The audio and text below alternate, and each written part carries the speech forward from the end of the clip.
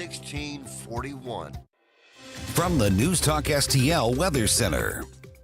The heat wave is officially over. We had a 10-day stretch where temperatures were in the 90s or above, and 8 of those days we had a heat index in the triple digits. Thankfully, we're not dealing with any of that this afternoon. In fact, we'll have a mix of clouds and sun, a high temperature of 84 degrees. That will fall into the upper 60s tonight. We have to watch for some rain chances after midnight on Tuesday, even some scattered showers and storms possible Wednesday into Thursday. With your first solar forecast, I'm meteorologist Leah Hill. This hour of Colombo Company brought to you by Gutter Pros. Water goes where we tell it. Call 314-656-7195 or visit them at gutterpros.com.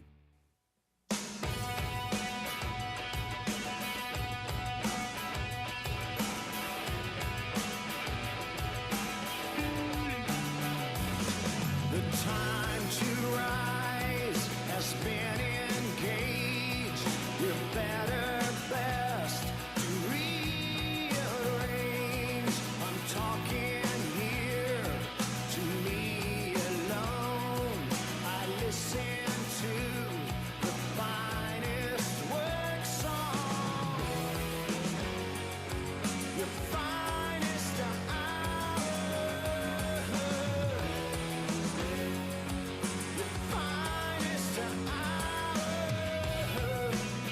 Hello and welcome to a brand new week, Monday afternoon here on Colombo and Company on 101.9, 94.1 News Talk STL. I'm Tony Colombo in studio with producer Ashlyn, and there's a lot to talk about as we kick off this week. Closer and closer to the beginning of school for most kids. I think some kids, especially private school kids, I think, are already back in school or getting ready back maybe this week. I'm not sure.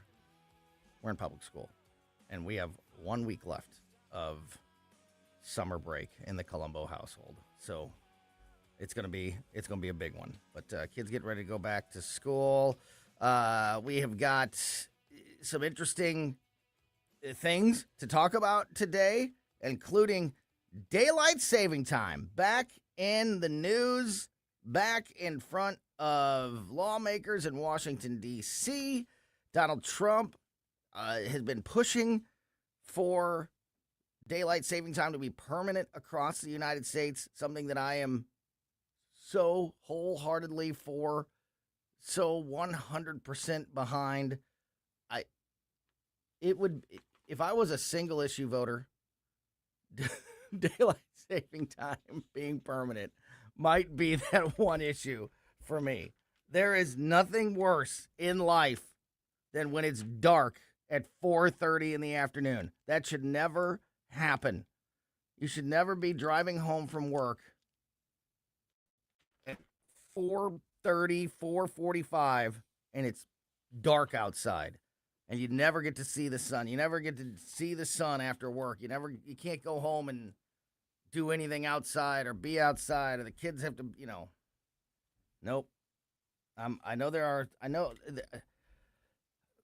I think most people are on the permanent daylight saving time track, but I know not everybody is, and I just don't get it. And don't give me the morning. Don't give me that it's too dark in the morning. Who cares about the morning? You're not living in the morning. You're living in the afternoon. You're living at night. That's when you need the sun. You need the sun to get ready to go to work? Come on. Give me a break. The bus stops. I got 2 kids at the bus stop. They're fine. The bus stop is 30 feet from the door. They're okay if the sun's not up yet. We need the sun in the evening. Should never be dark at 4:30. That's my final. That would be my entire case. If I was the lawyer, it'd be my opening statement and my closing statement. It should never be dark at 4:30. I rest my case. But I'll explain some of the details, the actual real details of the story as we go through the afternoon, because it is pretty interesting, and something's got to happen. A decision has to be made, and it's already made some significant progress, this bill, to make daylight saving time permanent. So there's some interesting things here, and we'll get into those in a bit as we go through the show today. Also this week, Meta is heading to court, a case brought by a group of several states who claim that Meta designed its social media platforms to be addictive and misled the public about potential risk. This is interesting. We're going to talk about this today, obviously, but we'll probably dig into this even further tomorrow when we get our big tech AI expert, Mike McCleary, on the line. Mike McCleary is with us every Tuesday afternoon. But, there's some interesting details in this, because if you are going to make the case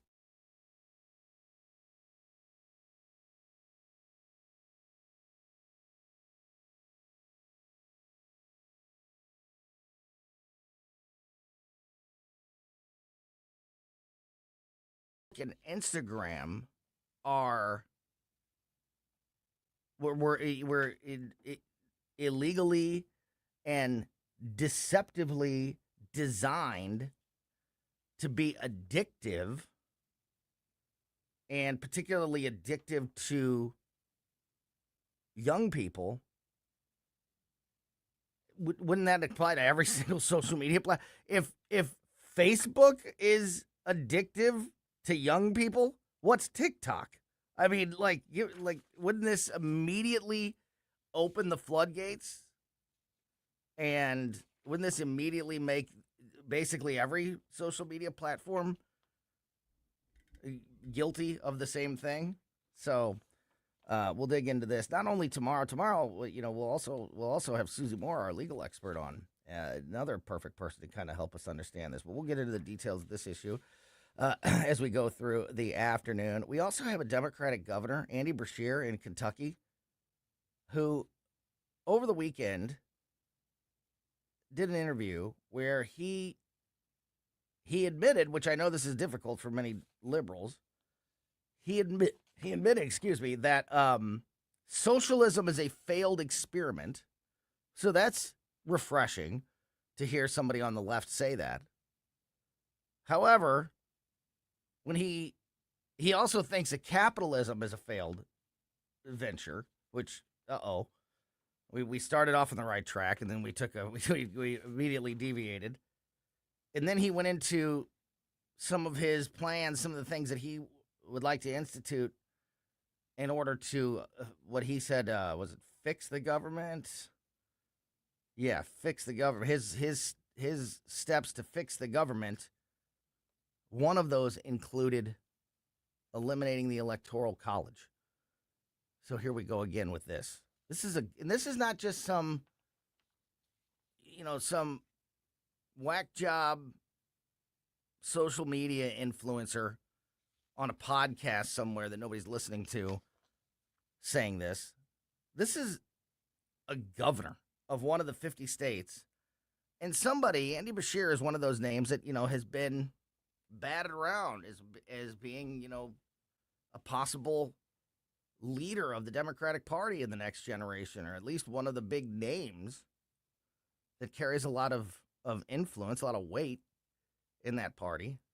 And we've heard this before. They've got this list of things that are their ultimate goals, and they are to, make Washington, D.C. and Puerto Rico a state,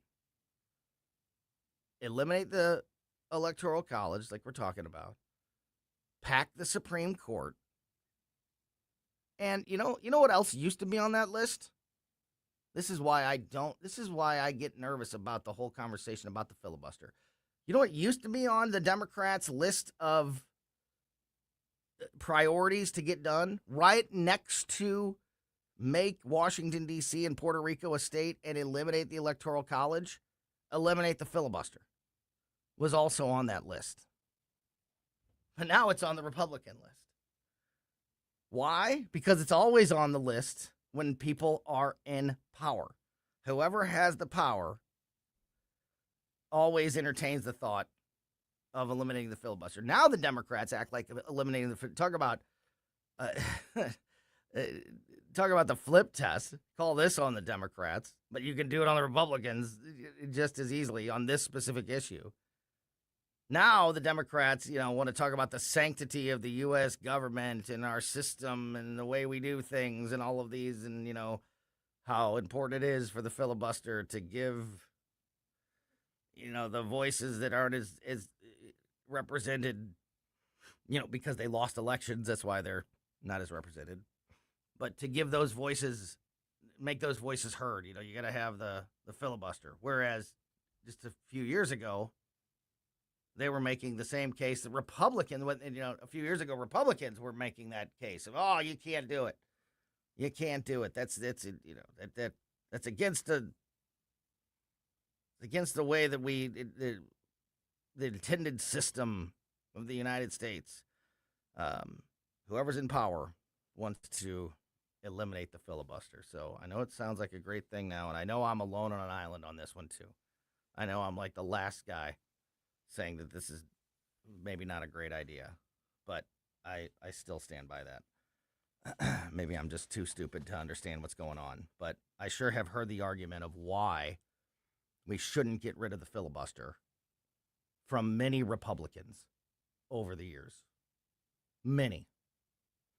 So, should I have listened to them then, or should I listen to them now? Because the message is completely different. But, didn't mean to go down that. There's so much going on in this world that, any of these issues can take you down the path of all these things. But, yeah, Andy Beshear, the governor of Kentucky, laid out his list of things. He did an interview on CBS this weekend, and we'll get into all these. His list of things that can be done to fix the United States government, and eliminating the Electoral College was one of the priorities on that list. We're also going to get you the latest coming out of Iran as we go through the afternoon. Donald Trump has floated out the idea of declaring the Strait of Hormuz a U.S. territory. It was Greenland. What else was it? What was the other one? There was Greenland.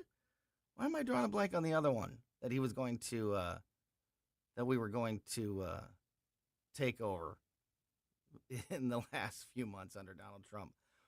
Now it's the Strait of Hormuz, a U.S. territory. That would be something. There's also, you might have seen these headlines today, that the U.S.-Iran ceasefire is set to expire today. Have you felt like we've been in a ceasefire? Have you been counting down the days of when the ceasefire ends? Because it could get ugly over there? No, because it's been ugly over there. I don't know that today is any different than any day of last week or any other day coming up this week. But obviously, because I guess there is some piece of paper or agreement somewhere that's got this ceasefire and this date, today's date on it, that makes lawmakers and the media pay more attention and act like that somehow today is going to be a bigger day or could have more impact than any other day. Whereas we've just seen, Iran they haven't been abiding by any ceasefire. They haven't been abiding by any rules throughout this entire thing. They've been doing what they want. They've been talking a lot of trash the entire time. So we will get you the latest out of Iran as we go through the afternoon as well. We are going to talk to Justin Sparks, our law enforcement expert, former Missouri State representative. I know he'll have some thoughts on what's happening in Iran and just the overall state of the Republican Party, and both nationally, but also here in the state of Missouri. And I really want to dig into some of those things and follow up on a conversation that we had last week when we get Justin Sparks on the line in the 3 o'clock hour about the direction of this country and this state. as we head into the midterm elections in November. So very much looking forward to that. We're also going to talk to Paul Curtman, our economic expert. Get our check on the economy, our beginning of the week market check, and more from Paul Curtman from PR Curtman Investments. Paul joins us next here on Colombo and Company.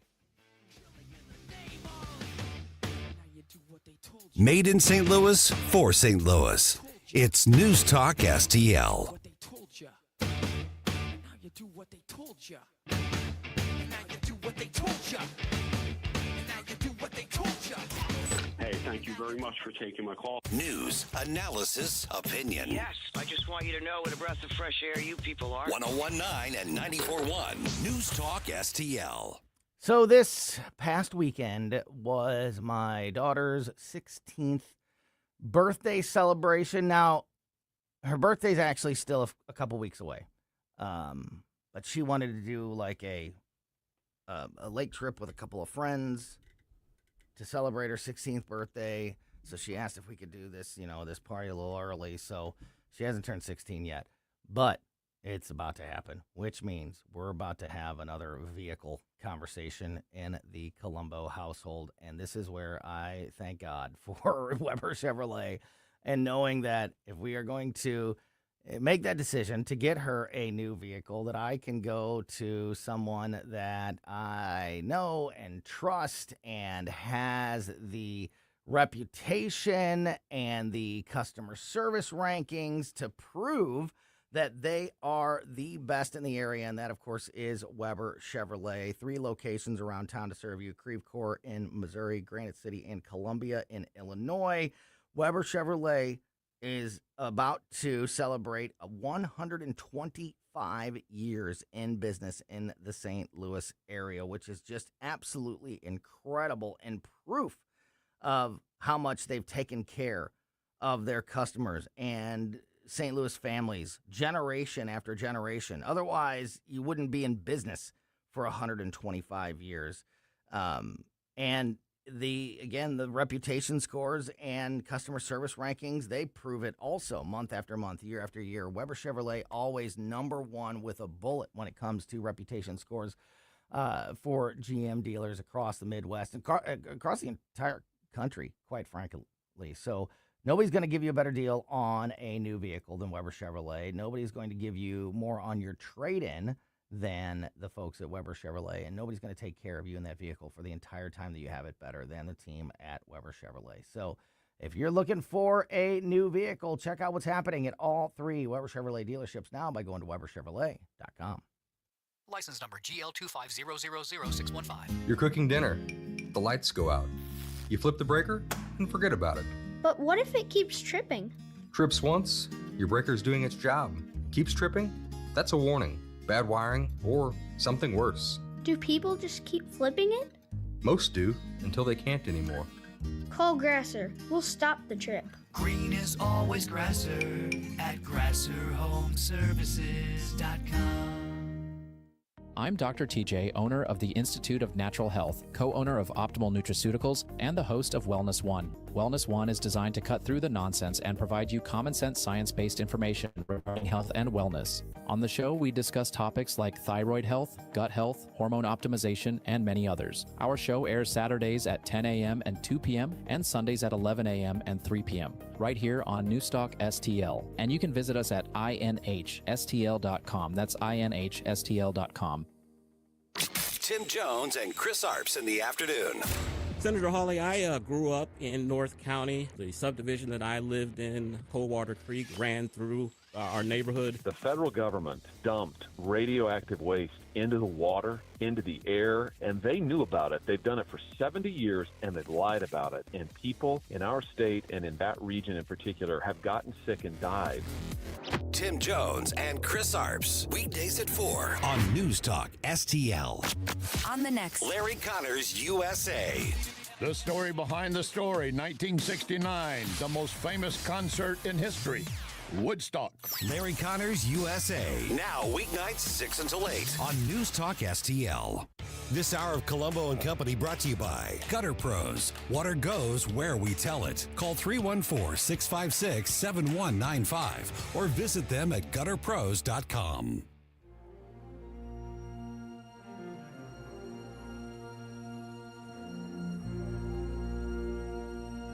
Welcome back to Colombo and Company on 1019-94.1 News Talk STL.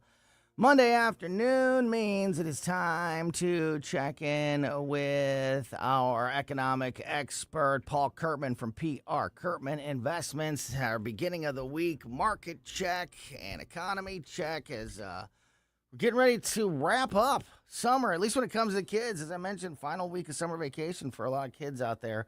Wrapping up this summer of 2026, brand new week, and we've got Paul on the line with us now. Paul, how are you? Hey, doing good, Tony. And so far this week, markets are off to a little bit of a rough start. All three indexes are down. So good news maybe around the corner, but some of the economic numbers are just a little bit mixed. Here's two interesting things that caught my eye this week, Tony. Okay. One of them is this. July retail sales fell 0.6%, which is the first monthly decline in 9 months. And it's also the largest drop in retail sales in more than a year. And that sounds pretty bad. But what's interesting is the NFIB. We've talked about this before. The NFIB Small Business Optimism Index rose 2.4 points. So now it sits at a score of 99.8, and that's the highest level in nearly a year, and it's above its long-term average of 98 points. So the Small Business Optimism Index is super high. However, retail sales are down for the first time in 9 months. So it's kind of mixed. Business owners are feeling really strong, really positive, but the market seems to indicate that sales are pulling back in the retail markets from consumers. That's interesting. And, and it's also interesting that we're starting a conversation, starting a week for once with a kind of a negative. Now, we've had conversations in recent weeks and months where it's been maybe just sort of meh or flat or whatever as we start the week, but it's very rare that it doesn't happen very often that we talk about, a little bit of a struggle or, not a great start to the week. So as much as it's been, and we've talked about this a lot, as much as the rest of the world has seemingly been on fire and there's uncertainty and there's concern and there's, drama and issues all over the place, by and large, and correct me if I'm wrong, but by and large, the markets and the economy have just kind of plugged along all year. Yeah, the markets sure have. The S&P 500 year to date is up over 13%, which is incredible by anybody's definition of a good, strong run for the markets. So that's really good. Now, we were off to a rocky start the first part of the year. Between January and April, the markets, if you were looking at January 1st to say end of March, beginning of April, right about there. The markets were down. The S&P 500 was down over 5%. But then something happened right at the very end of March. I think it was the very first press release that there was going to be a ceasefire in the new Iran war, new at the time, Iran war. And then since that low at the end of March, the S&P 500 came all the way back up. There was over a 22% move in the S&P 500 up from the low of the year, which happened right about the end of March. And so when you put all of that together, year to date, we're up over 13%. That is pretty powerful, all things considered. We've had mixed economic signals coming from the Bureau of Labor Statistics in terms of GDP or in terms of retail sales or CPI. But the markets have really just moved along at a pretty good clip. Even when you consider the fact that energy, for a good period of time, energy was really high and really creating a lot of inflationary pressure. But we had a really strong run. We had a down week, and now we've just had 3 weeks of a really strong market. And so now we're beginning this week, and it's just looking like if today's trend continues throughout the week, we'll end the week in the red just because we're getting off on that foot. But who really knows what's going to happen for the rest of the week? But yeah, you're right. The market's been so strong for us. We're beginning the week talking about the market being in the red a little bit, and that's just a little unusual when you look at what's happened, especially over the last 4 or 5 months. So looking at that retail sales drop that you mentioned at the beginning, is this time of year like traditionally a time where this happens, or is there just is it just you have to have a slowdown every now and then, or are there specific things happening right now that are impacting this? Is it just a trend, or like a normal sort of ebb and flow of the markets, or is there something that's directly making this happen? So you got the gardeners out there? Is that the gardeners working in the yard, or are you at boat races? I can't tell exactly. I wish it was both. I wish I was at the boat races while I had gardeners working in my yard. Tony, that's what I wish it was. Unfortunately, I think the news is my desk is just a little extra crunchy today. I don't know what the word is. I leaned on my desk just now and it just started making some noise. Oh no, I can hear a buzz. There's like a buzz in the background. It sounded like maybe like a remote control airplane was taking off for a second. It's not there all the time, but it just came and went. Like it sounded like maybe somebody was running a weed whacker in the backyard or something. It's not. Well, I hope next time it happens. I have better news for you that I'm at the boat races while the gardeners are working my yard. So I'm sorry. Go. Yeah, absolutely. So anything. Is it just a natural thing? This retail sales being down this week, or is there something specifically impacting us? So it can be cyclical, and it usually does come in cycles. You'll see different sectors go up and go down, and they all kind of have their own rhythm. Sometimes they align, sometimes they don't. Retail sales can surge when consumers just feel like they're flush with cash, and then they snap back and they start keeping their money in their pocket when prices are higher, or when they have debt or interest rates begin to catch up with them. So the key is really whether the decline is one bad month or the beginning of a sustained trend. So this recent retail sales number shows us that this is the first time in 9 months that we've gotten some really, some negative numbers that we want to start paying attention to. And it could be the fact that maybe some of the inflation concerns that others have had are just now beginning to catch up with consumers because they've been spending more money on energy. Even though we might see oil prices begin to come down right now, you have leading and lagging economic indicators. So something might happen in the economy, but it doesn't really catch up with your wallet for another month or two. So to answer that question, it's all cyclical. Mm-hmm. So it comes and it goes. And you also got to consider this, that those were numbers for the month of July. And just one variable here, maybe you have a lot of moms and dads who are saving money in July because they want to catch a bunch of back to school sales, in August and in September. So there's a lot of reasons why consumers might decide to keep their money in their pocket in July versus just go out and spend it. But those are numbers that we want to pay attention to. When people begin to tighten their belt, we want to pay attention to that because that will have a ripple effect down the road in the economy. And then you mentioned the optimism remaining very high, like record high, basically.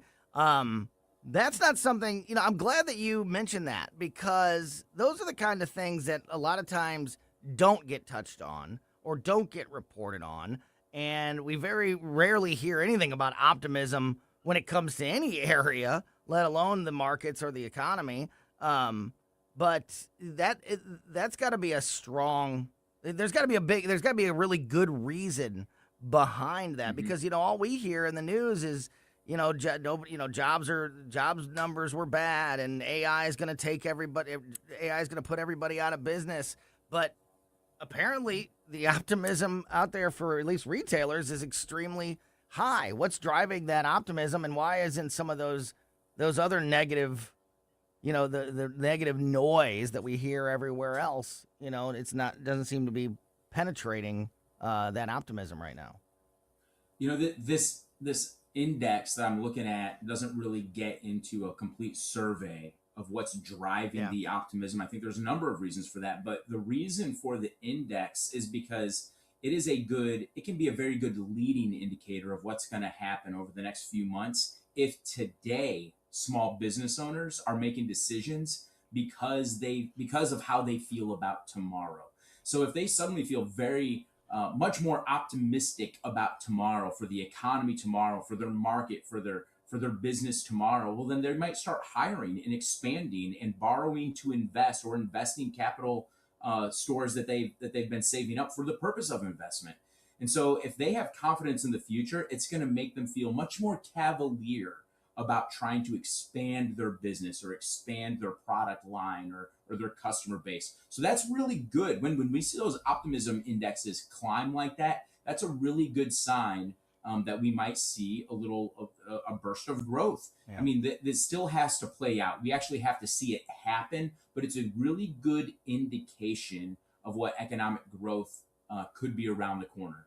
Talking to Paul Curtman from PR Curtman Investments. Well, we have a few minutes left here, Paul. I want to switch gears and rely on some of your military background. Paul is, he's our economic expert here, but also a veteran, also a former Missouri State rep, so can help us sort of understand things from the military side, from the political side. If it's possible to understand things from the political side, Paul, I don't know, maybe it's not, but if anybody's got a chance at it, it's you. Well, first of all, I want to ask you this. I said this at the beginning of the show, because all these headlines are out today. I don't know if you've seen any of these. U.S. and Iran ceasefire set to expire today, Monday. Did you know that we were in a ceasefire? Who was listening to the rules of any ceasefire that we've been in the last several weeks? Because maybe technically we were in a ceasefire, but did it feel like Iran was operating under any type of restrictions or rules? Like, this is, when I read this headline today, I'm sure, it's true, obviously, but is it really news when it doesn't seem like anybody's obeying the ceasefire, that the ceasefire is expiring?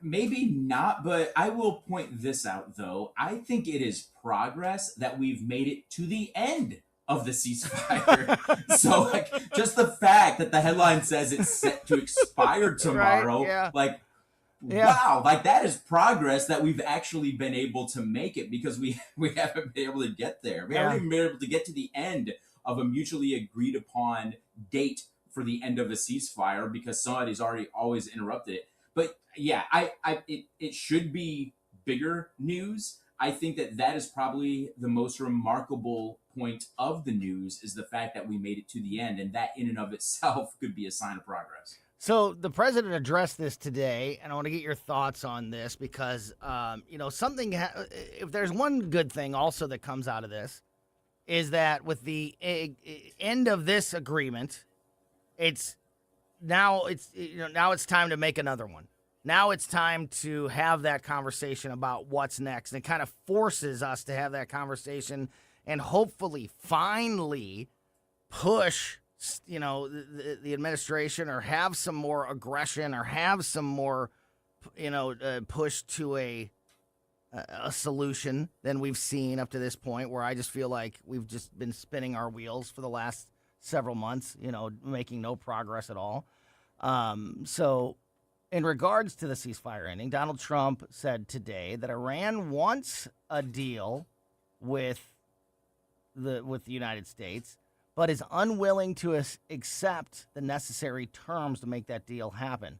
Trump said, quote, "They want to make a deal, but they're not going to make the kind of deal that I feel is necessary.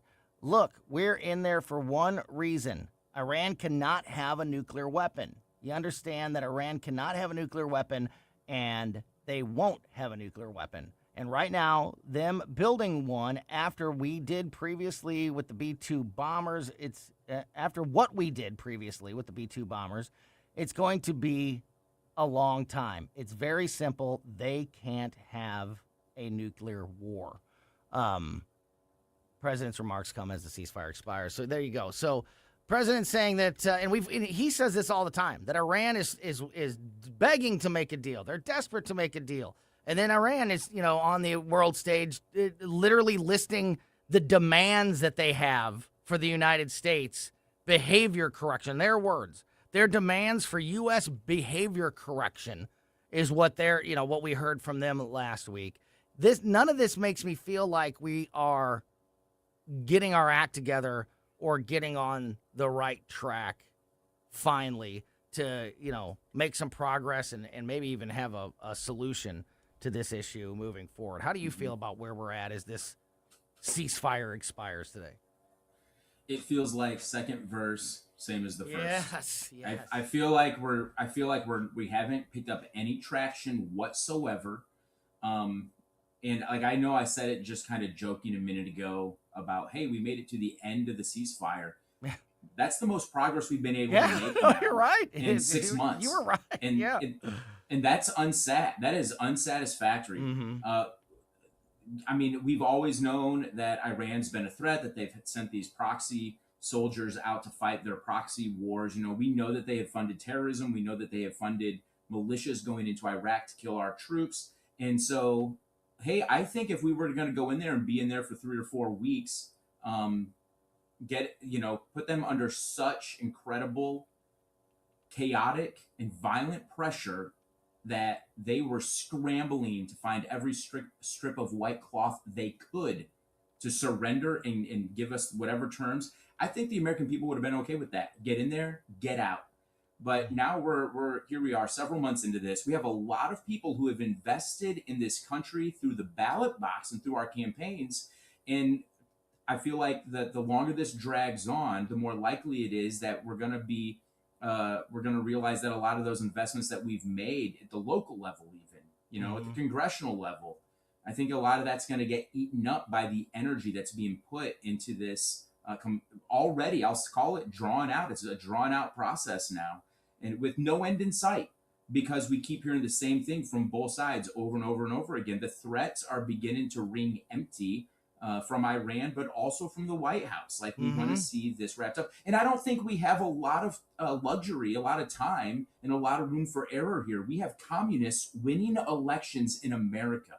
And so I don't want to see this war become a distraction for the domestic battles that we have to fight, that we're going to be facing when it comes to policy in America. I don't want our country accidentally and slipping into communism because we've all had our eye on Iran. I want this to be over. I think you're so right, and I think that if we are in any type of similar situation as we are today, and as we have been for the last few months, if it's still like this in November, it's going to be a major problem for Republicans. It's going to be a major problem for the Trump administration and the Republican Party to try to hold the House and the Senate through the midterms. Okay, I got 2 more questions. We're so out of time, but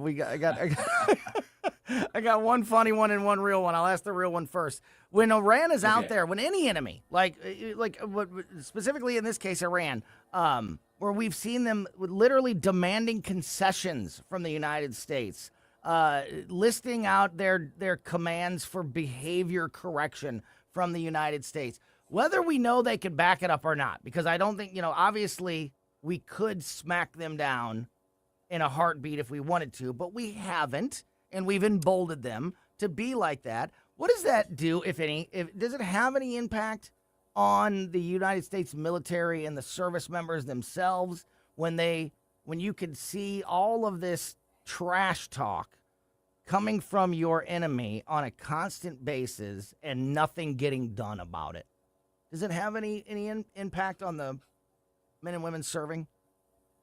So I'm going to answer that 2 ways. One, the first way is no, because we have the very best people that you could find anywhere in the world serving in the U.S. military. And I'm not just saying that because I'm biased towards our country. I'm saying that because I've been in the U.S. military and I've trained with other militaries from other countries around the world. We are head and shoulders above every single military in the world in terms of professionalism. Now, the other thing that I'll say to that is this. Morale is an incredibly important factor in troop readiness. The first mission is mission accomplishment. That's what you're going for. The second one is troop welfare.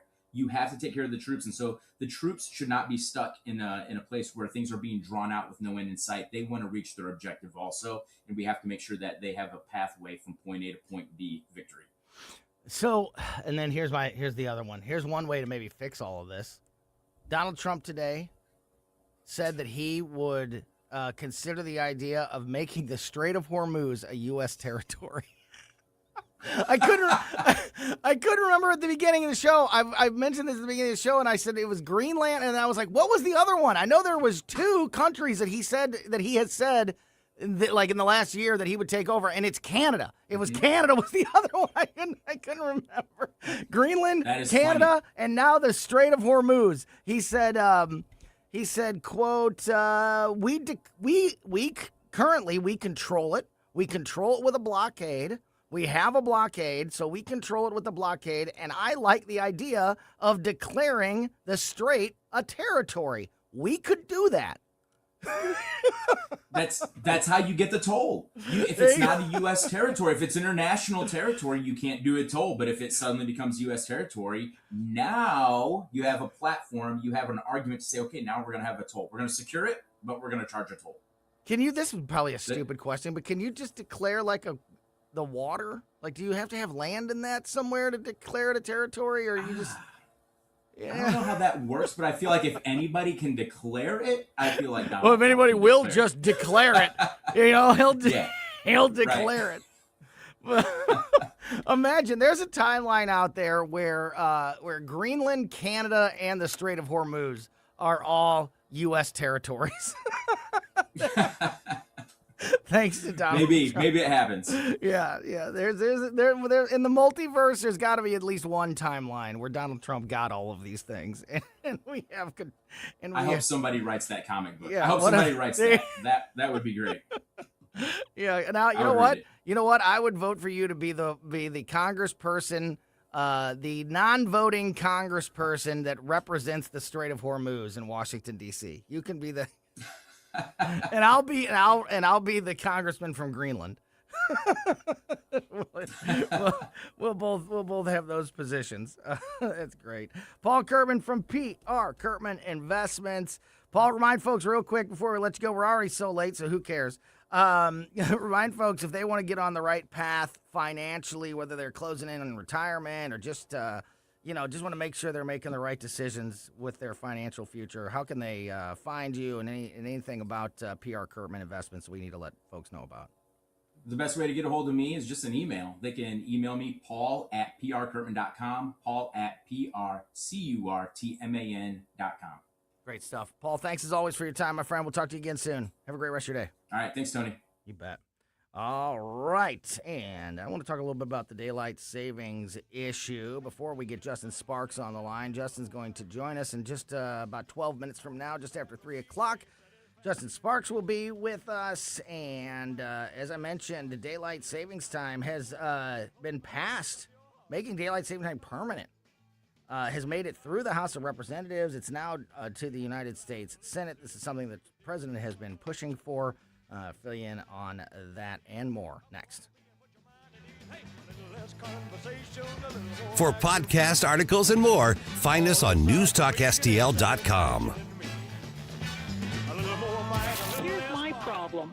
Completely agree with your sentiments. He talks about we're divided. Well, yeah, we are. And we need to wake up as a country and realize what's going on. 101.9 and 94.1. Number one for conservative talk. News Talk STL. The Mosquito SWAT team is growing. We're looking for licensed 7A pest control technicians to join our Baldwin-based team. Learn more about this career opportunity at themosquitoswatteam.com. That's themosquitoswatteam.com. With all of the celebrations, anniversaries, and holidays coming up over the next few months, where are you going to go to get that special something for the special people in your life? Newsteaders Fine Jewelers, of course. Newsteaders Fine Jewelers found 24/7 at wowdiamonds.com. Tim Jones here to tell you all about Newsteaders Fine Jewelers. Richard Newsteader and his team serving our region since 1961 with awesome, honest jewelry solutions. They've got everything from diamonds to wedding engagement rings, hand-engraved items, pendants, earrings, and so much more. You can find them 24/7, wowdiamonds.com. That's Newsteaders Fine Jewelers, wowdiamonds.com. Paul Curtman's financial update is brought to you by PR Curtman Investments, providing customized strategic guidance to help you build and protect your wealth. Learn more at prcurtman.com.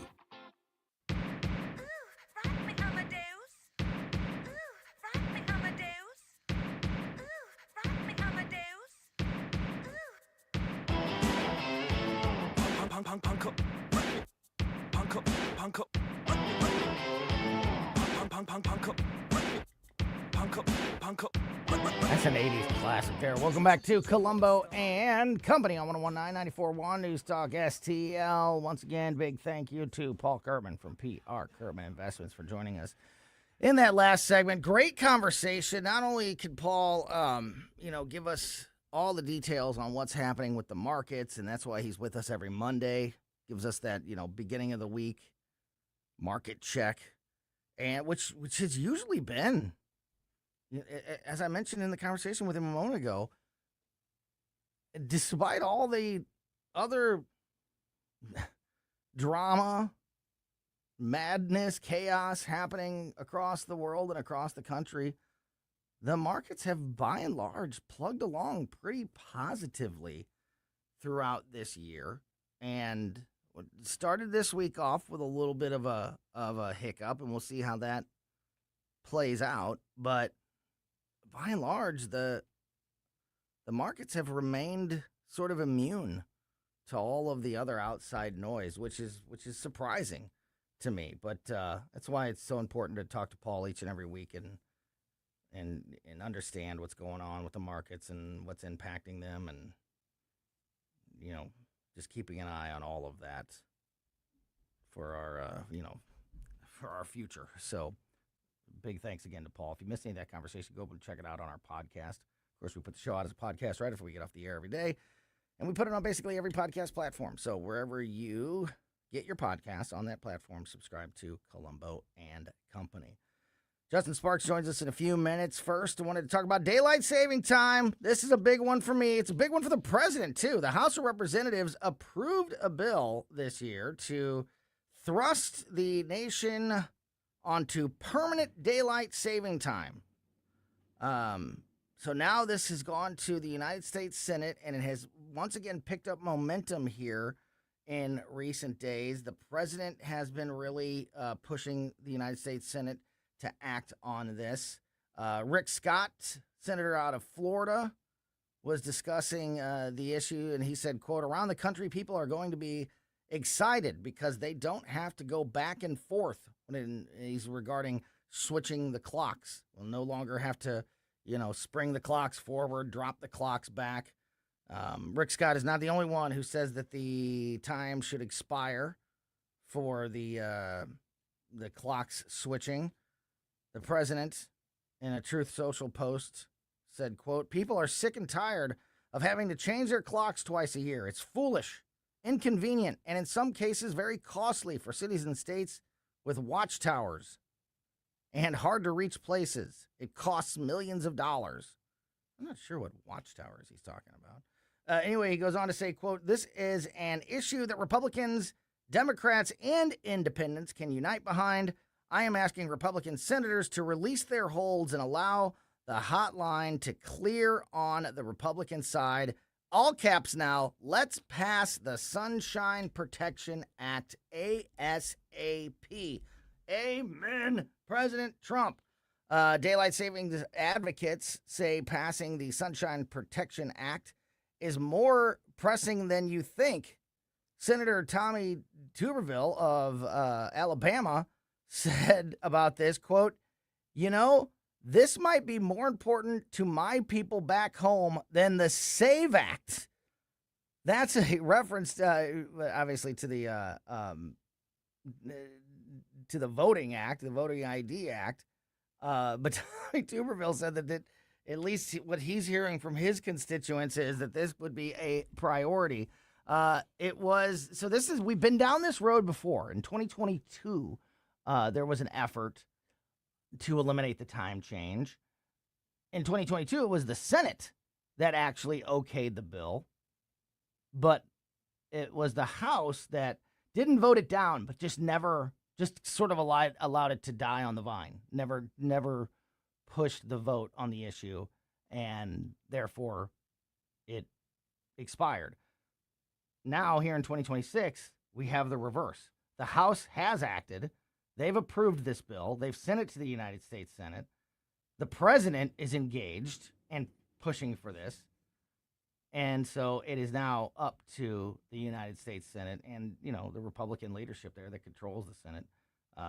Senate must take action by the end of this Congress for this bill that's already been passed by the House, to make that happen. If we get into next year and the new Congress comes in, obviously all of the bills, all of the votes, anything that was done by this Congress will be wiped away.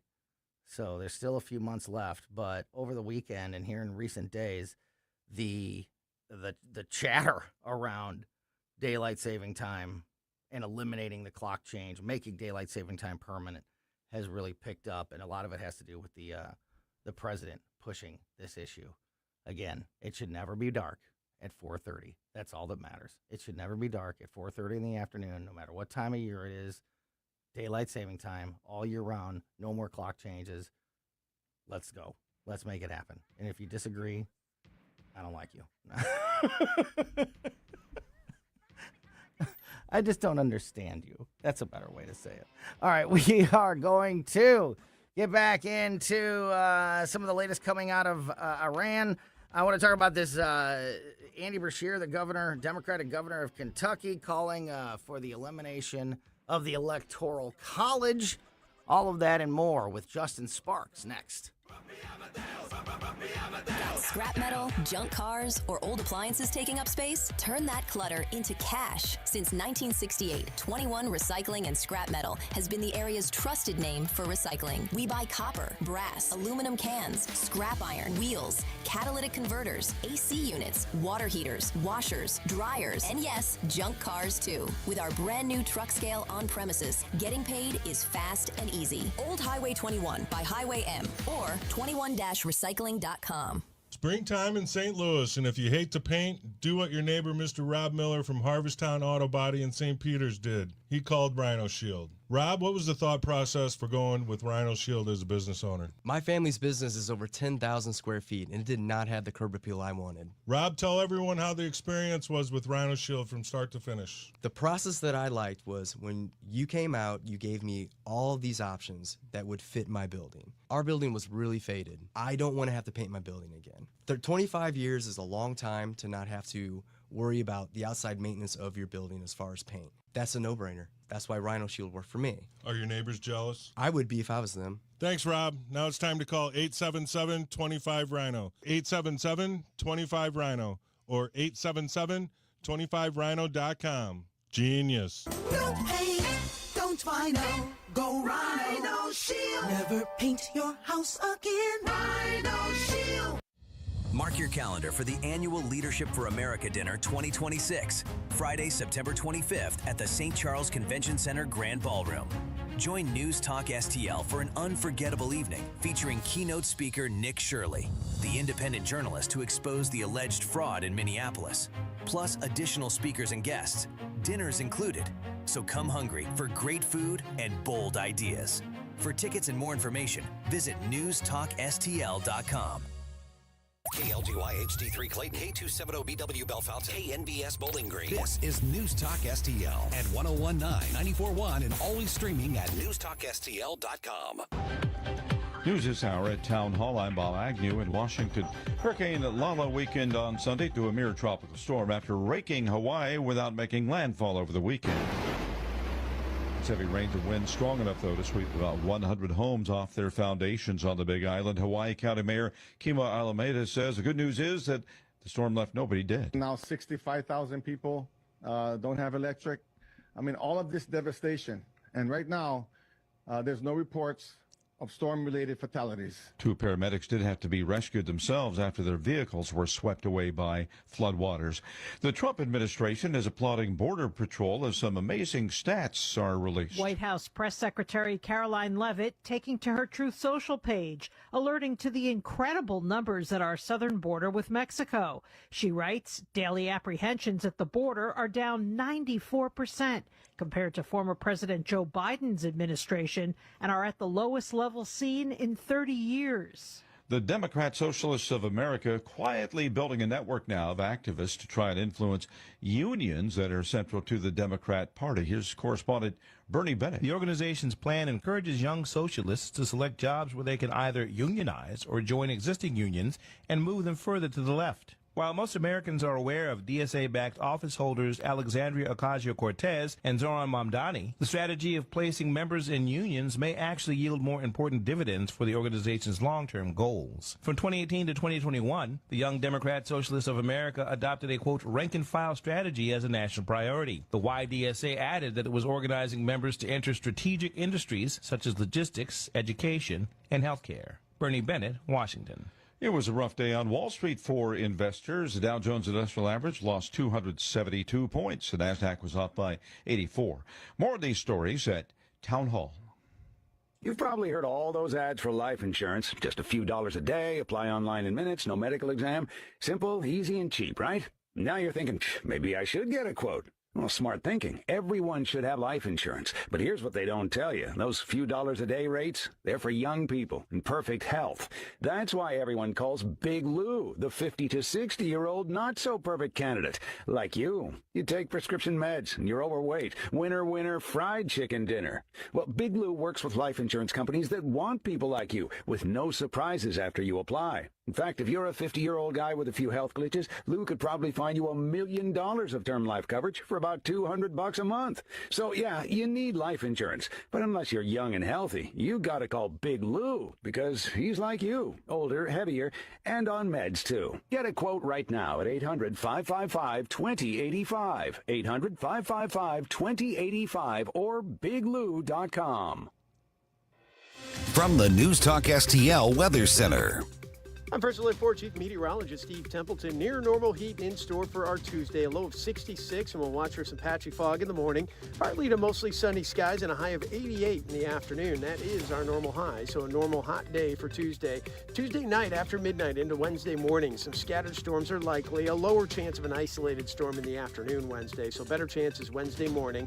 A low of 71, a high of 85 on Wednesday, and more humid. That's the latest from the First Alert 4 Weather Center. I'm Chief Meteorologist Steve Templeton. This hour of News Talk STL brought to you by Chris Cooper and Serenity Wealth Management. Business owners, download your free playbook for financial clarity at SerenityWealthBiz.com. That's SerenityWealthBiz.com. If you have a phone, you have a radio. Download the all-new News Talk STL app. Love the all-new News Talk STL app. On my way to work in the morning. Usually I'm in the car. I listen on the app in my car every morning going to work. Download the News Talk STL app and listen anytime, anywhere.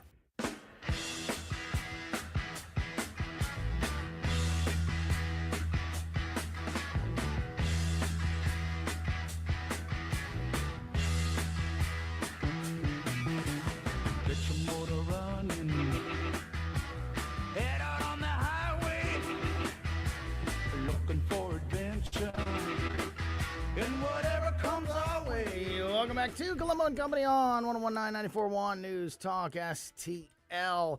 Oh, what a perfect time as I look up at the television and I see this survey that I was going to actually bring up in this conversation about Democratic voters across the country having more trust in or wanting to embrace socialism over capitalism. That's going to be part of the conversation as we start this 3 o'clock hour here on Colombo and Company. I'm Tony Colombo in studio with producer Ashlyn, and on the line with us now is former Missouri State Representative, our law enforcement expert here on the show, Justin Sparks is with us. Justin, how are you? Great to be back, Tony. Yeah, thanks. Thanks for being here. Great to talk with you. Let's start. We'll ease into it here before we start talking about, communism. Let's talk about daylight saving time. Where do you stand on this? The United States House has passed a bill to that would approve what has been something that the president wants. The president has been pushing to eliminate the time change and adopt daylight saving time all year long. And I am passionately for this because I don't think it should ever be dark at 4:30 in the afternoon. There's no worse time of the year than when you get off work at 4:45 and it's pitch black. You get home from work and it's pitch black outside. You have no time to do anything outside. The kids can't play outside. I'm all for this. It's been passed by the House. It's in the Senate's now it's in the Senate's court, which probably means nothing's going to happen. But what do you think of this? Is this something that we should be focused on talking about?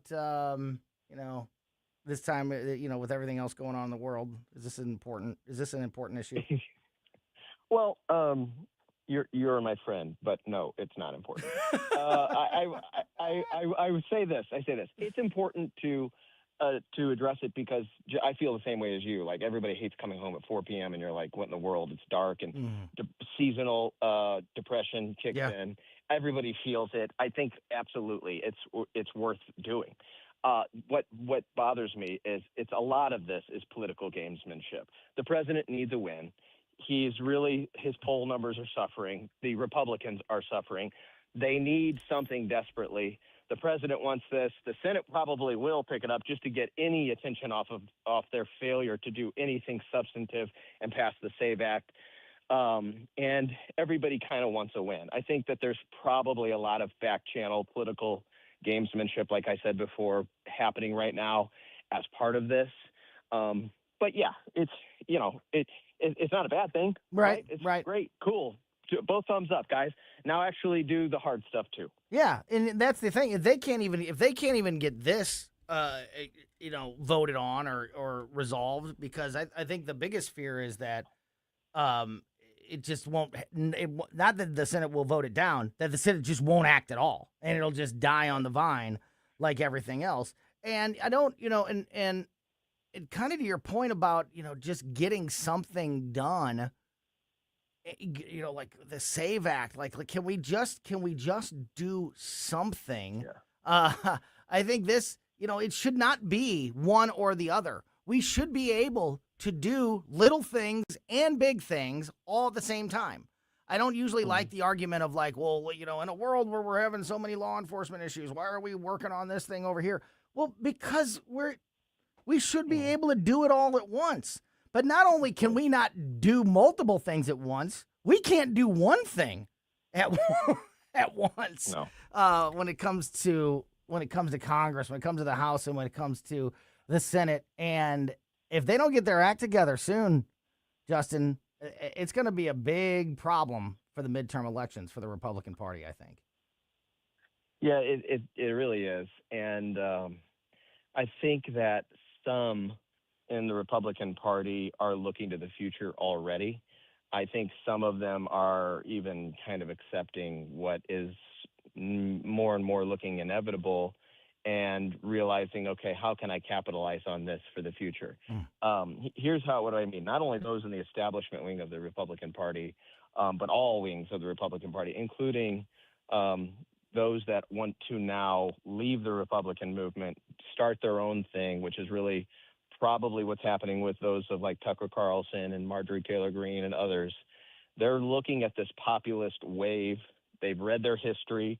They know where this eventually leads. They know the upheaval that's already going on in our country. You can see it every day in the news. You can see it. It's front and center. Woke is not dead. It has not gone away. Woke 2.0 is here. You have coaches of professional sports teams and their teams refusing to take like in the WNBA, refusing to take the court during the national anthem. You have this stuff that is now this virtue signaling is everywhere. It's front and center. It's in every facet of our society.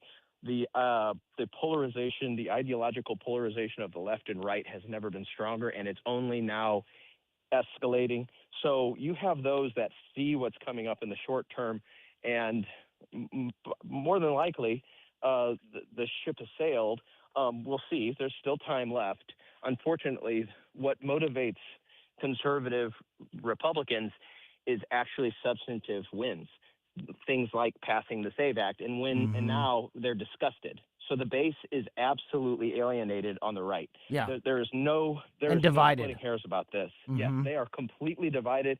And the Republicans, the coalition that put Donald Trump into power with RFK Jr. and others, that has largely fractured. And the conservative wing is absolutely disgusted because we always knew we had rhinos in the Senate. We always knew they were there. But we didn't realize that they would actually sell out everyone, including their fellow countrymen, for their own political special interests, and that's exactly what's happened. Okay, so and I think you're right about all of that. I think that you are right when you say that the writing is on the wall, and if something's not done, it looks very unlikely that the Republicans will hold on to both the House and the Senate. But as you mentioned, there's still time.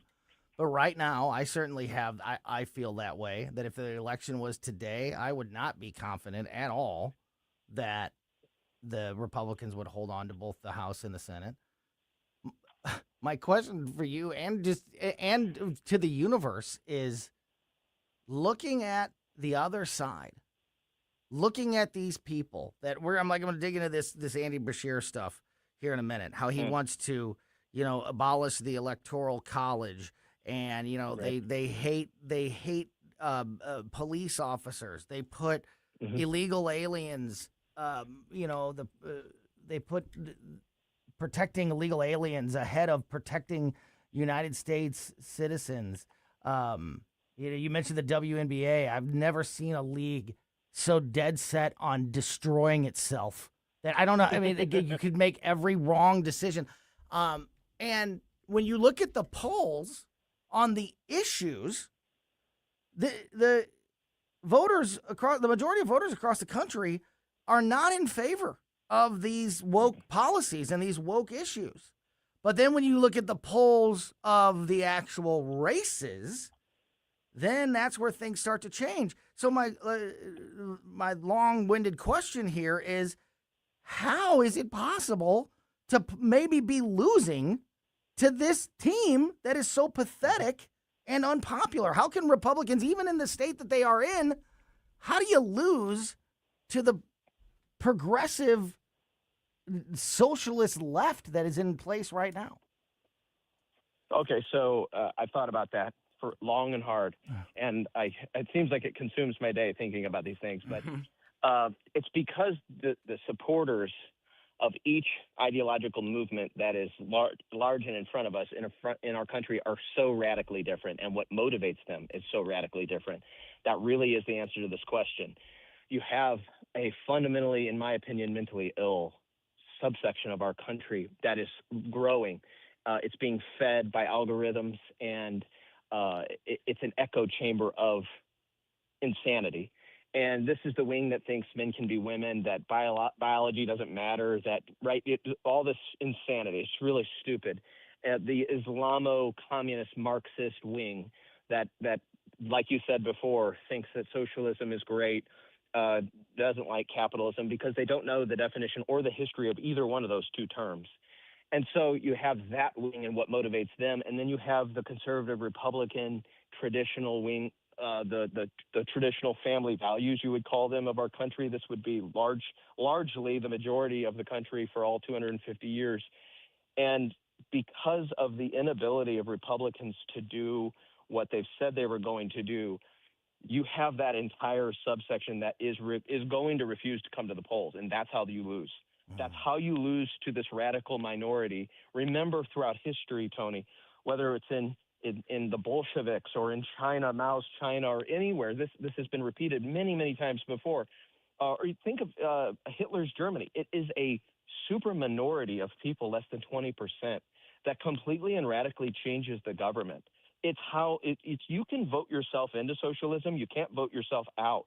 And it has worked many times before. You're seeing the same things of history repeating itself. That's how you lose to this minority, because the majority is so disgusted and so disillusioned with its political elitist leadership, which right now is the Republican Party, that they refuse, out of apathy and disgust, to go to the polls. And that's how it happens. It happens in essentially 1 to 2 election cycles, and the whole country's gone. You nailed it, and I would add the word division again to that, to the problems within the Republican Party that allows a minority, a united minority to defeat a divided majority. As you know, where, as I mentioned, being the by and large conservatives and the libertarian mindset, and that's part of the problem is that not all Republicans are the same at all. Many Democrats are, and if they're not, they still vote the same. They still fall in line, and it's a catch-22, Justin, because as a voter, there are plenty of Republicans that I won't vote for because I don't like them. I don't think that they're right. Doesn't mean that I think that the Democrat on the other side is any better. Many times, 99% of the time, if not 100% of the time, the Democrat is even worse. But that doesn't mean that you're going to get my vote, because but there's where the problem comes in. The Democrats and the Democratic voters, at the end of the day, when even though there's plenty of division in that party as well, they fall in line and they do what they're told, and that's why Democrats and Democrat issues are able to get across the finish line, are able to make progress. Whereas Republicans and libertarian voters will, very often be more, will be more discretionary with their vote, with their votes. And I don't know which one's the right way to go, because I don't think it's a good idea to be voting for people that you don't like, that you don't trust, just because you're trying to defeat the left. But if you don't do that, then you allow the left to win. It's a catch-22 that the Democrats have taken advantage of for a very long time. I am so glad that you brought that up, because it's really, I think it's even a smarter, more intelligent point than even you realize. And here's why. You're smarter than I thought. I like that. Go ahead. Yeah, that's right. Exactly. Well, Tony, that's why we come here. Okay, that's why people listen. For the nuggets of wisdom every single day, even if they're accidental. No, but seriously. But what you're describing is what I have called the principled voter. Is, you'll hear that with conservatives, Republicans. We have principles, the other side doesn't, but it's really true. But not in the way that people traditionally think of it. Here's what I'm talking about. I once was privy to a private conversation in which the issue was abortion. And the Republican elitist establishment was saying they're going to back off from the abortion issue to moderate their position. And that was upsetting a lot of evangelicals. And the evangelicals were saying, this is a really important issue to us. We believe this is about human beings. And this is really big. It's a cultural issue. It's a moral issue. And the representative of that political elitist group said, yeah, well, where are you going to go? What's your alternative? The point was being made very crassly that you don't have anywhere else to go. You can't go vote for a Democrat because they've already been completely compromised and lost that party on that issue for sure. And you don't have anywhere else to go, so we're going to take you for granted because we know that when we need you, you're going to show up to the polls regardless, and you'll take something better than nothing. And it was a very cynical look, and it was a mistaken look, especially versus when you're looking at something like the evangelical movement and a moral issue. They don't show up. That's it. See, it's a complete political miscalculation, because what you just described is a principled voter. They rather stay home and take the hard hit because it's a moral issue that they can't compromise on. They won't go and vote for you, and that's exactly what you're seeing in the polls leading up to the midterms right now. And when you're not motivated, when you're turned off by maybe your top issue or your top two issues, and now you're not motivated to go to the polls because you don't like your options. Yep. Now that cascades down the rest of the ballot and all the votes that you may be making in other areas that you're not doing now.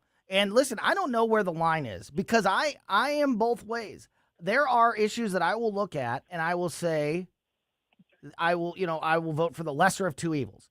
Even if I'm not happy with both sides, one is preferable to the other, and I'll vote, I'll make the lesser of two evils argument and go with that.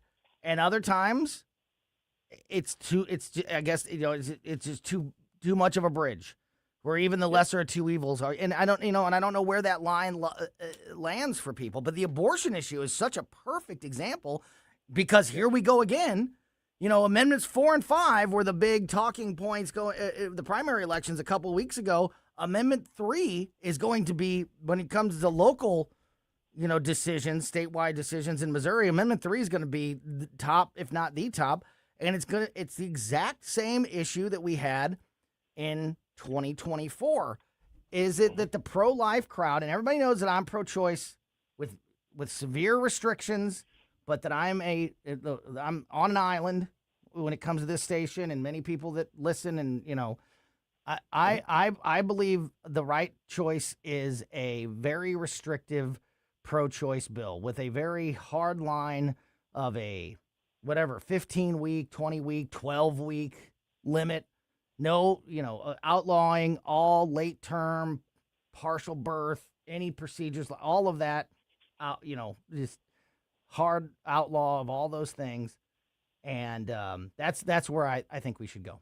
And I think that what has hurt the pro-life crowd and the Amendment 3 vote in 2024, and I think it could happen again in 2026, is that everybody that goes to vote on this issue, they can come up with a scenario in their brain where they would say, you know what, if somebody wanted to have an abortion, I would never do it, but I don't want to take that. I don't want to tell somebody else that they can't do this or they can't live.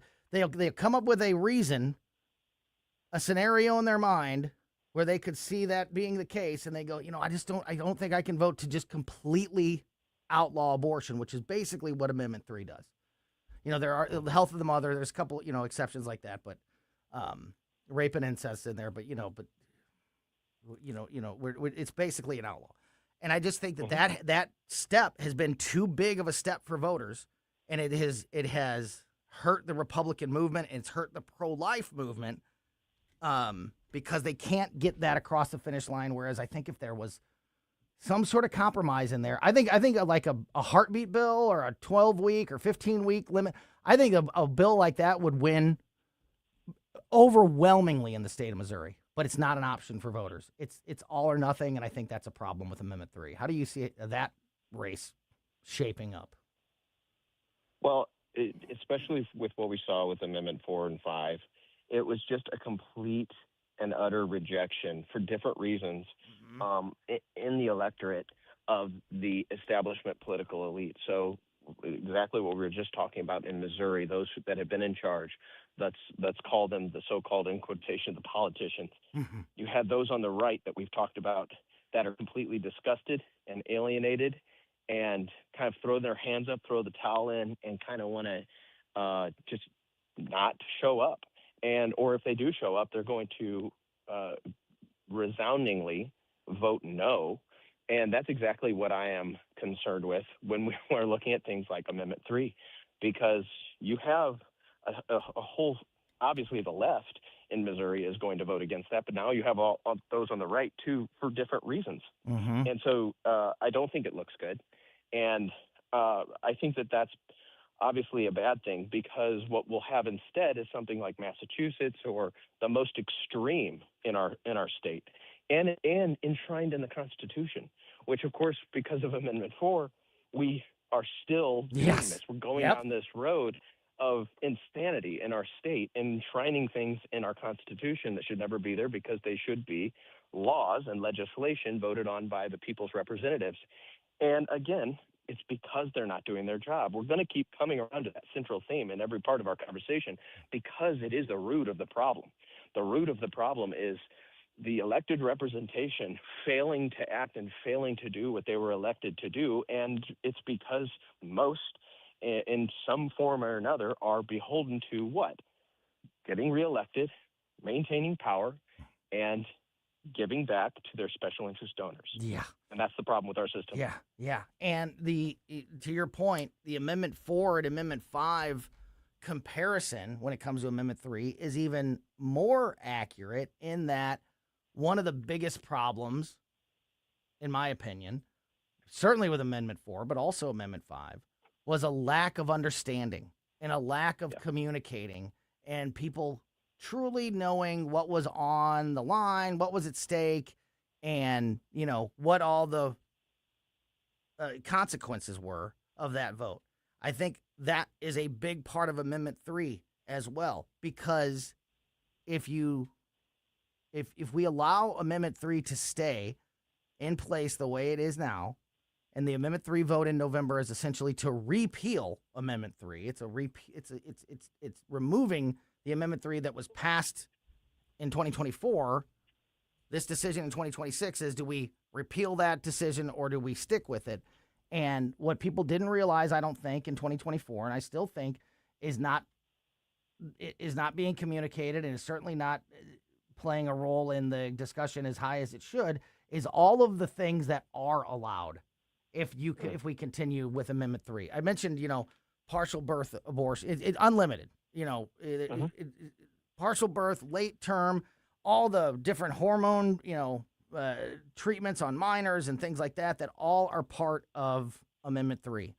People get focused on the yes or no, black or white abortion issue, and they don't realize all the consequences of their vote. And again, I blame the Republicans for putting it out there at this level, because if you were to just make it before Amendment 3, I thought Missouri had a really good bill, the heartbeat bill, the trigger law that went into place when Roe versus Wade was overturned. It outlawed, a huge percentage of abortions, the late term abortions. It kept us under control when it came to other issues like the doctors and minors and hormone treatments and trans, all that, that whole issue. But we've allowed all that to happen now because we've taken such a hard stance on eliminating all abortion. If there was just a little bit of a middle ground, we could eliminate all of those hormone treatments, late-term abortions, partial term, all of those things. That would be just a huge, in my opinion, a huge victory for the pro-life side. But that is not an option that voters have in November, and that's going to be, I think, a big problem. I want to continue the conversation and hold you over, but last thoughts on this before we take a quick break, Justin? To me, it troubles me because real people are going to suffer. And when we're talking about, and needlessly so too, it doesn't need to happen. And it just really does make me think and pray hard, because when you're talking about women that will be harmed with no recourse, which is completely avoidable, doesn't need to happen, and yet that is exactly what we're facing. And you don't even have to be a doctor. You don't have to. Exactly. You can have a procedure, and it doesn't even have to be by a doctor in Missouri now. That's how unlimited the abortion rule is under the current Amendment 3. I'm sorry, but it's a great point. Go ahead. That's exactly what is concerning me. I have a daughter, and for those of us with children, what kind of state are we leaving them with? What? Because we're failing to do what is necessary. We're failing to do the hard things now, and we're leaving a future that is very uncertain. Talking to Justin Sparks, former Missouri State Representative, and I want to shift the conversation as we talk about, all the things that are on the line in the November midterms and with our future here. I mentioned at the beginning of that segment, there was a poll that was done, a CBS News poll, that found that 58% of Democrats, 58% of Democrat voters have a positive view of socialism compared to just 32% who have a positive view of capitalism. That's a big problem heading into these elections. And there was an interview done by CBS News about this poll with the governor of Kentucky, Democratic Governor Andy Beshear, where he laid out some more of the plan that this Democratic Party has moving forward and what they would like to see happen, like eliminating the Electoral College. But it doesn't stop there. So I want to fill you in on all of those details, expose the true direction and priorities of this Democratic Party moving forward, and get Justin's thoughts on it and your thoughts on it as we continue here on a busy Monday afternoon on Colombo and Company.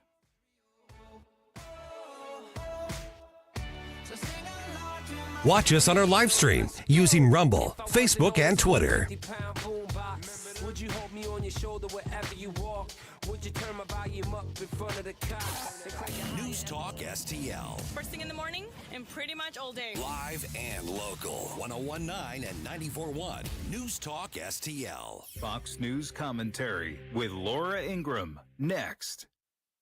Most investments today feel like second jobs. Real estate, you're a landlord. Stocks, you're a day trader. Crypto, you're a full-time researcher. You've got a life to live. Your investment should help you live it. That's why more Americans are choosing gold. Noble Gold has helped thousands protect their future with real physical gold. Visit noblegoldinvestments.com to get your free wealth protection kit. That's noblegoldinvestments.com. Past performance may not be indicative of future results. Investing in precious metals, including gold, involves risks. Consult with your tax attorney or financial professional before making an investment decision. Laura Ingraham looks at the possibility of Alexandria Ocasio-Cortez running for president. These next 6 months will be crucial for AOC. What happens in the midterms with El Sayed in Michigan, what happens in New York under Mamdani, will all be taken into account by the voters, who in her party want, above all, a winner who will undo 4 more years of Donald Trump. The key question is going to be, how does she do on that debate stage? We know her progressive bona fides are not in doubt, but she's using her, her story in an interesting way, too. Her personal reproductive story to relate to women of a certain age and stage in life, that may have some appeal.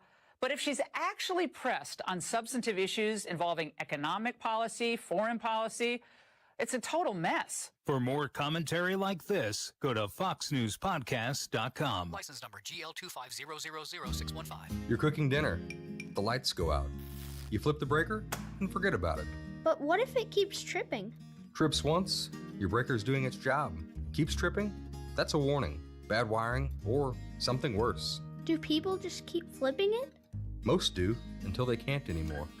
Call Grasser. We'll stop the trip. Green is always Grasser at GrasserHomeservices.com. Are you tired of hard chlorinated water drying your skin out, tasting bad, and ruining your fixtures? Jones Air and Water Treatment has a solution to this pollution. Our Hydratech H2O leaves you with great tasting soft water at all fixtures in your home with one unit. Call Jones Air and Water at 636-899-1040 or visit us on the web at joneswater.com. You can be a filter or buy a filter. Jones Air and Water, 636-899-1040 or joneswater.com on the web. Call us now. Hey, it's Tony Colombo, and it's tough to pick, but my favorite sandwich at Capriotti's is the cheesesteak with a side of Cap's awesome fries. Visit Capriotti's now at 2 locations on Manchester at McKnight and Rock Hill, and now in Creve Coeur on Olive, just 1 mile west of 270. Dude, this house is perfect. Crumbs everywhere, sticky counters. I've already texted the colony. Sweet, I'll bring my 500 cousins. This'll be the biggest ant rager of the summer. Let's party! Wait, what's that sound? Oh, no, it's those trucks with the green wheels. Party's over, man. Party's over. This is Derek, the owner of All Solutions Pest Control. We'd love to help you out. Give us a call today at 636-486-7888 to learn more about our special $67 offer. If a pest-free home is your goal, call All Solutions Pest Control. On the next Larry Connors USA. The story behind the story, 1969, the most famous concert in history. Woodstock. Larry Connors USA. Now weeknights 6 until 8 on News Talk STL.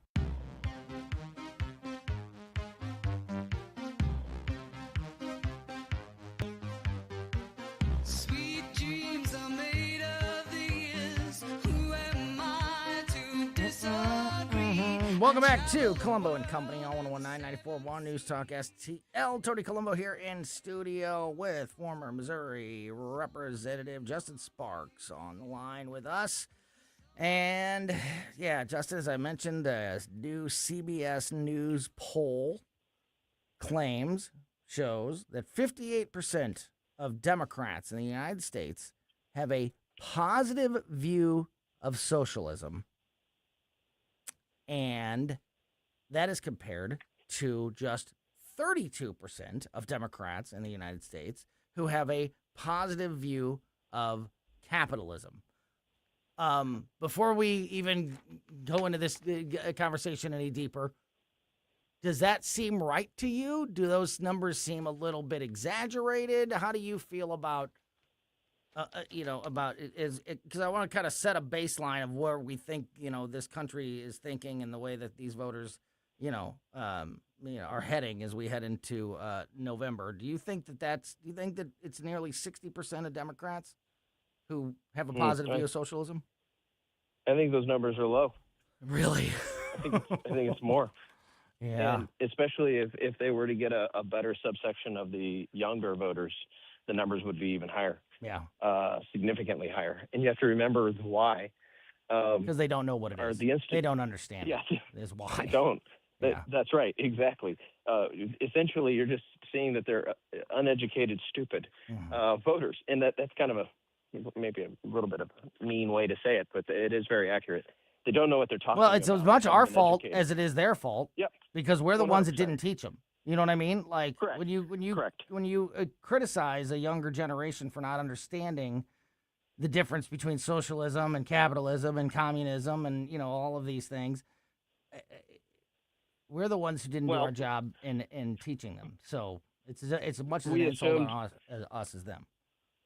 I think we assumed that they were receiving the education that we received in school, whether private education or public education, which I attended both. You're assuming that they get civics and a history of Western civilization, for example, and the positive benefits to mankind that have come from the 250 years of the existence of the United States. And instead, they've gotten the opposite. They haven't been taught those things. They've actually been indoctrinated with things like socialism. And you heard a lot, for example, you hear a lot about the horrors of Nazis, but you don't hear a lot about the horrors of Mao's China in our schools. And that is very intentional. I don't think it's a mistake. I think that it's been intentional this whole time. It's been part of an intentional effort to subvert the institutions within the United States of public education, mass media, Hollywood, and all of them have the same root message.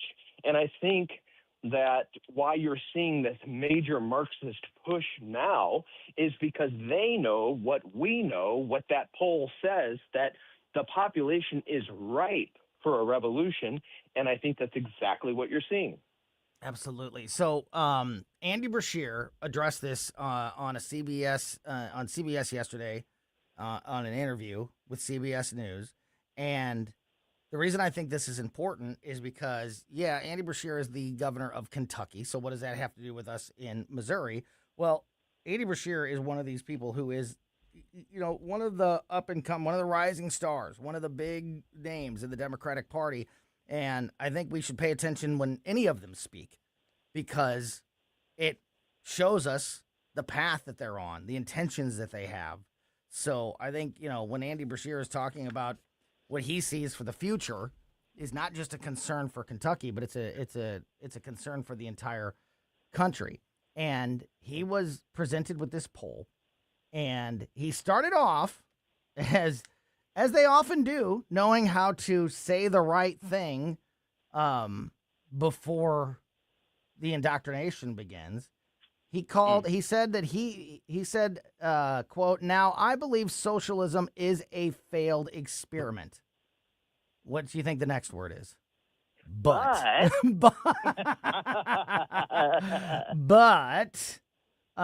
he said that what he makes of that poll is not necessarily socialism per se, because he says it's a failed experiment. But what he said, what I make of this is that people are struggling.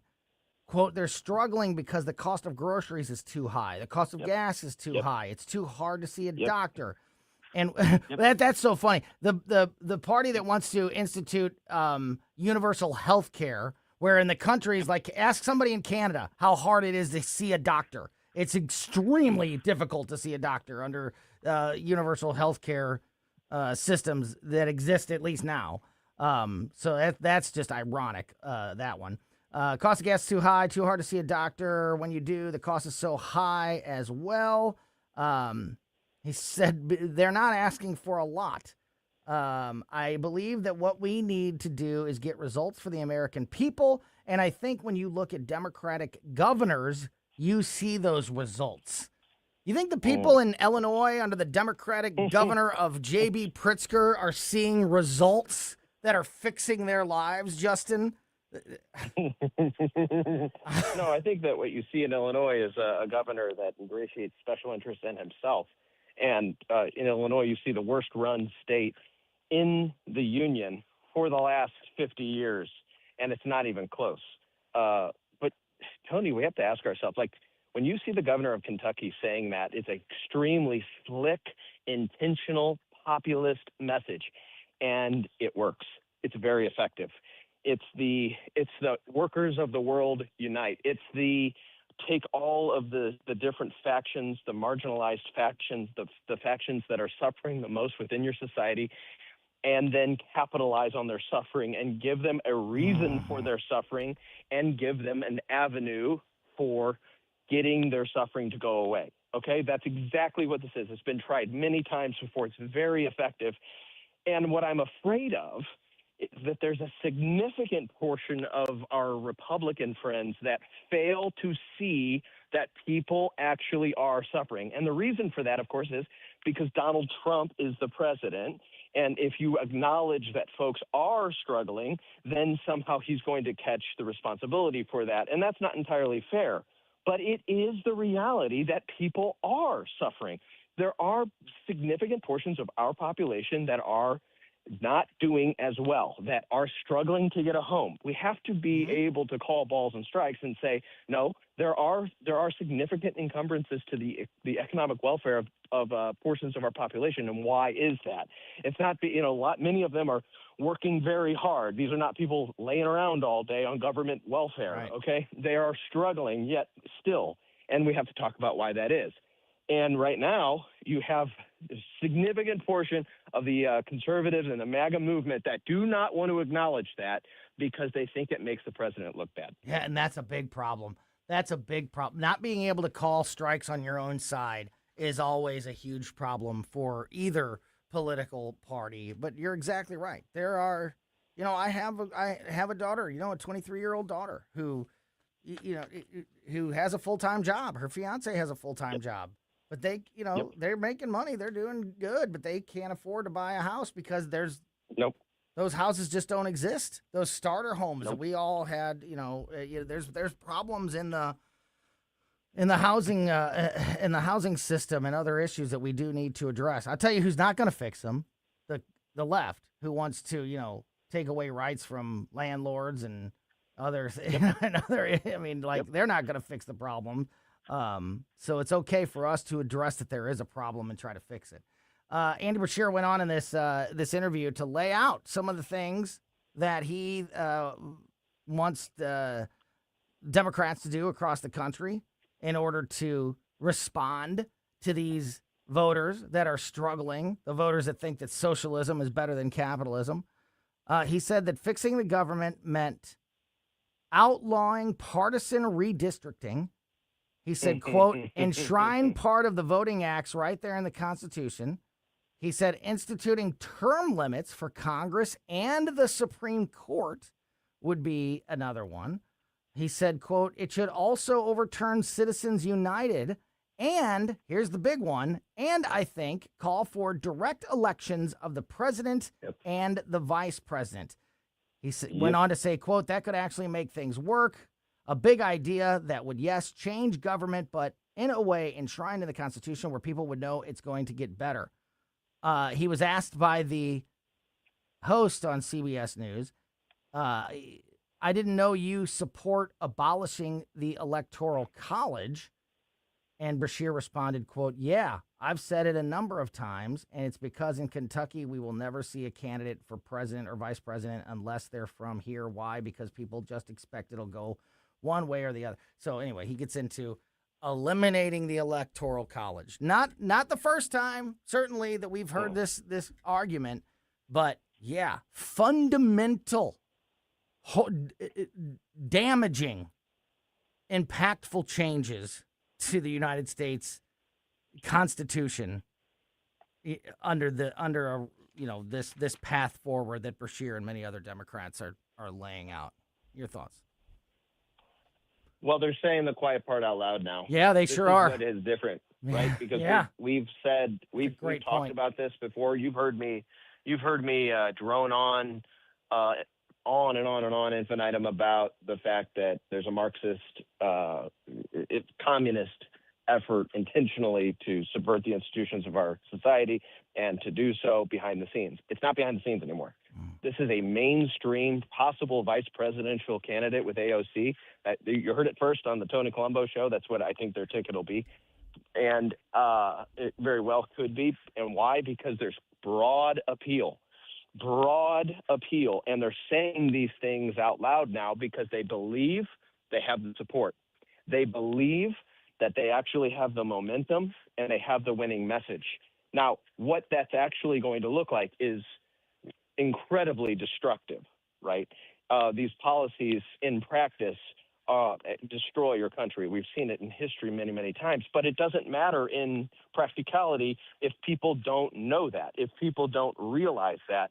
And he's saying exactly what they're planning on doing: packing the Supreme Court, things like getting rid of the U.S. Senate. This is on their platform. It's published. This is the DSA. This is packing the Senate. This is what they want to do. Yeah, they want exactly. bigger. They want New York and California. They don't want 2 senators in every country, in every state. They want it to be like the House. They want to have more senators in the more populated states, which again, it's just like the Electoral College is exactly backwards of the way that the Founding Fathers set things up, because they didn't want the big cities to have all the power and influence over the rest of the country. And that's, of course, what Democrats want. By eliminating the Electoral College and packing the Senate, then you control the country from New York, L.A., and Chicago. And it doesn't matter what anybody else thinks. And that's a big problem. And the difference between what he is saying and what the Democrats are planning versus the Republicans, when you heard them campaigning, when you heard the MAGA movement and the coalition that was built to win the last presidential election, is they actually will do what they're saying. That is the main difference between the ideological perspectives of the left versus the right. The right had their chance. They have their chance right now. They have all 3 branches of government, and they can't even pass something that like 70 to 80% of all Americans, Republicans and Democrats, support, the SAVE Act, voter ID. This is like extremely basic stuff. And you can't even get that passed.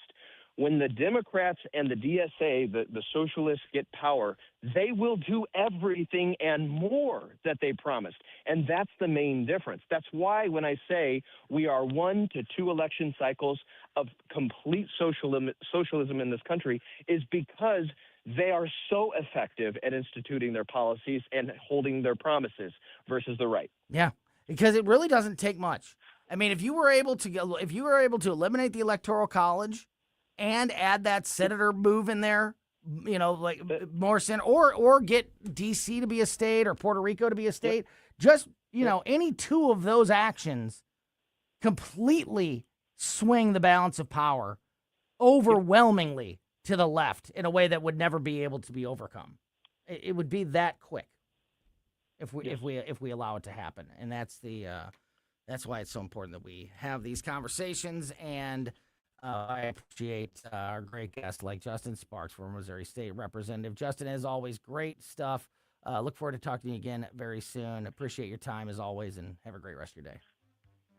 You too, buddy. Thanks. Yeah, awesome stuff there. Just about 10 minutes before we have to hand it off to the Tim Jones and Chris Arps show. I mentioned that Meta is heading into a court case that I think is very interesting and also going to have a major impact on the future and social media platforms. I want to talk a little bit about that before we hand things off to Tim Jones and Chris Arp show next here on Colombo Company. Follow Tony Colombo on Twitter at Tony Colombo Talk. Someone had a birthday. Yep, 50. Can't believe it. 50 years of wisdom. Great segue. We have a health reminder from the CDC.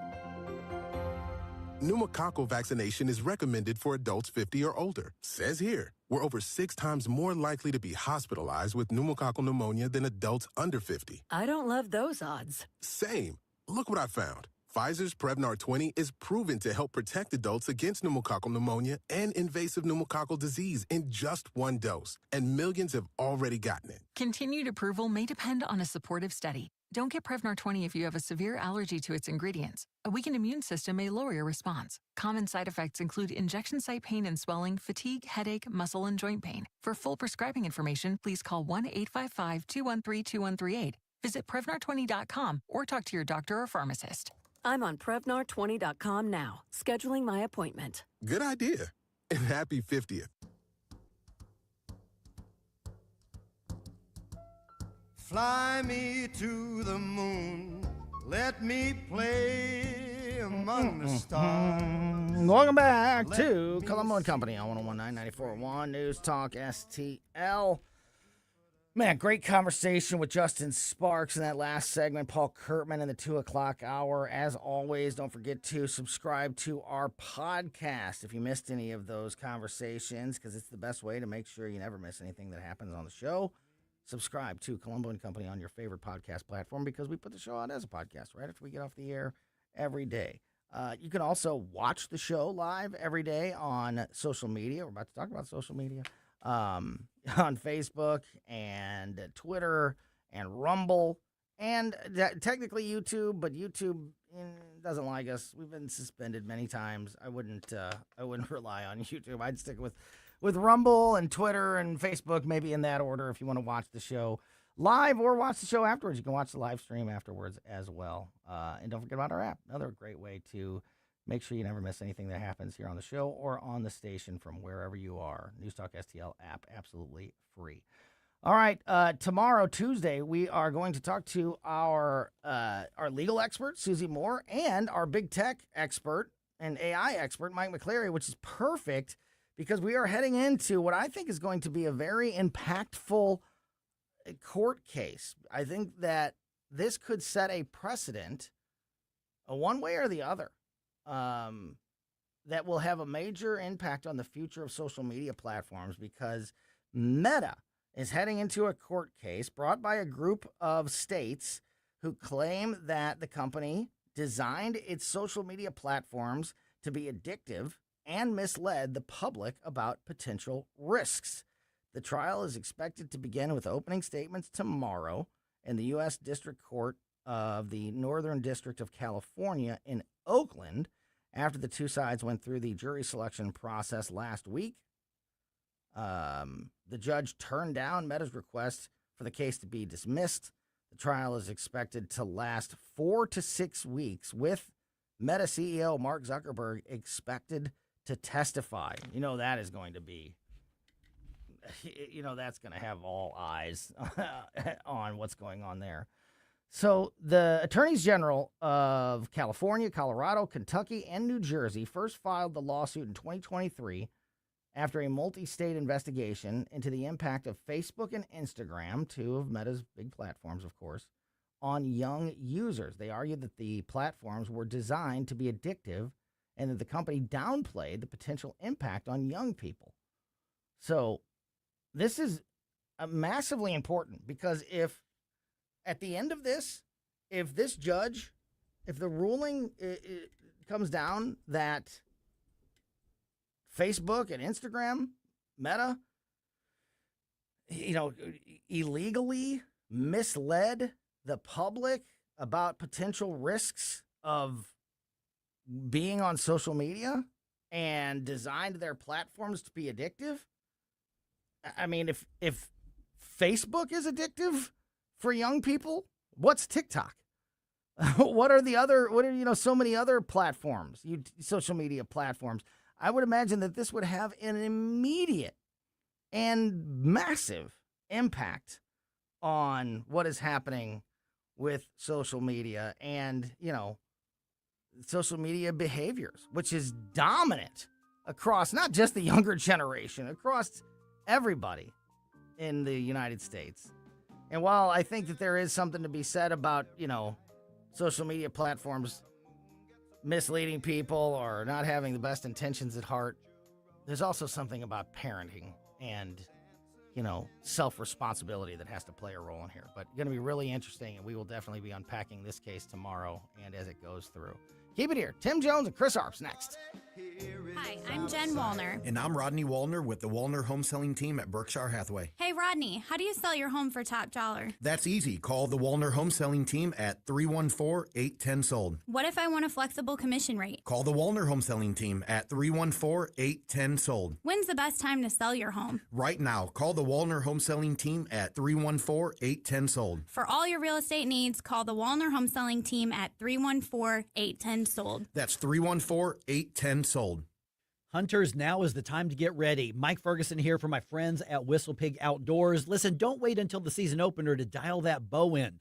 Whistle Pig offers paper tuning, bow adjustments, string replacement, and custom arrows. Plus, Hoyt and Bear archery bows, crossbows from 10 Point and Raven, and accessories from all of the top brands. Archery season opens in September, but now is the time to practice and get ready. Whistle Pig Outdoors in Troy, Missouri. Visit whistlepigoutdoors.com. This is Larry Connor's commentary on News Talk STL. A Pew Research finds 73% of American adults, Republicans and Democrats,